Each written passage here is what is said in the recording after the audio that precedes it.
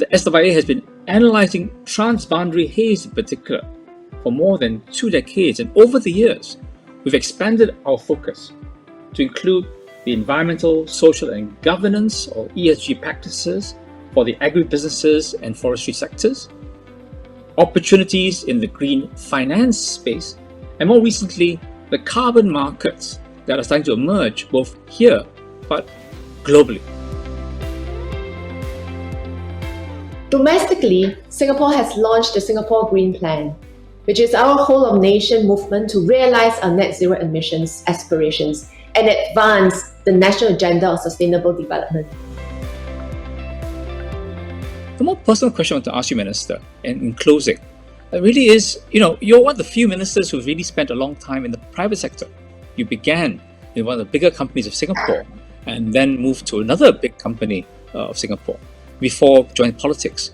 And what would you advise the younger Ms. Fu, private sector CFO, to do today? Sometimes when we are in the private sector, we tend to be very caught up with very short-term pressures.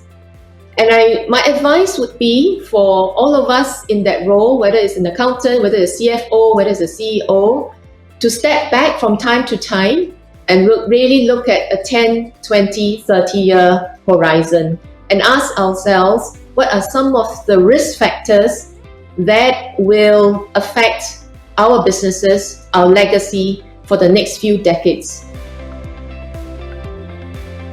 In this changing world, we realize the importance of collaboration in global level, especially among ASEAN countries, to scale up conservation and restoration. We have a task to do a peatland restoration about 1.2 million hectare and mangrove rehabilitation about 600,000 hectare. If we look about where a lot of this potential comes from nature-based solution, it's right here in Southeast Asia. So last week we announced Climate Impact X, which is an initiative between Temasek, Standard Chartered Bank, DBS and SGX to create a world-leading exchange and marketplace for high-quality carbon credits from nature-based solutions specifically. Nature-based carbon projects are the only commercially viable and scalable carbon capture and storage technology at the moment. And they also deliver multiple benefits, co-benefits to society.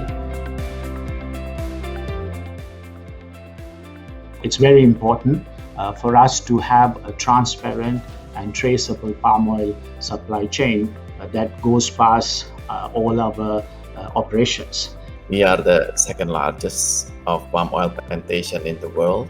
We also source our materials from third party that we try to come up with a database of their plantations, of their productivities and the like. We will apply a system whereby European companies are treated like foreign companies when they export to Europe. In this way, our climate ambition will be shared, as we hope, to all other countries as we are discussing within the context of the Paris Agreement. The effort to work towards sustainable resources is not only this afternoon, our highlight event, but really a commitment over many programs over many years.